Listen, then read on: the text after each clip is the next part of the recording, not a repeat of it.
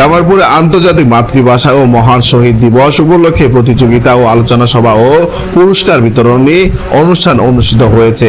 জামালপুরে আন্তর্জাতিক মাতৃভাষা ও মহান শহীদ দিবস উপলক্ষে চিত্রাঙ্কন, আবৃত্তি, রচনা প্রতিযোগিতায় আলোচনা সভা ও পুরস্কার বিতরণী অনুষ্ঠান অনুষ্ঠিত হয়েছে।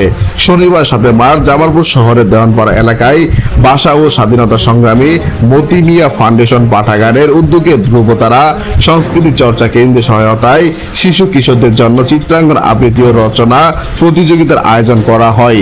প্রতিযোগিতা শেষে পাঠাগারের মুক্ত মঞ্চে আলোচনা সভা ও পুরস্কার বিতরণী অনুষ্ঠানের আয়োজন করা হয়।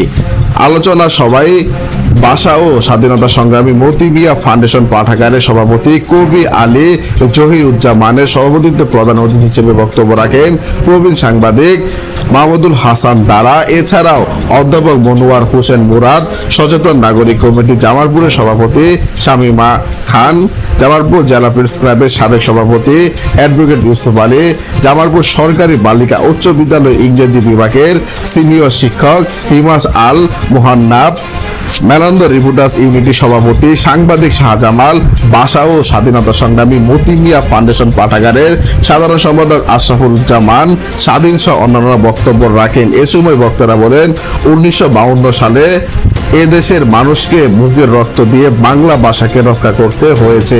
পরবর্তীতে ভাষা আন্দোলনের চেতনা এদেশের মানুষকে স্বাধীনতা আন্দোলনের দিকে ধাবিত করে।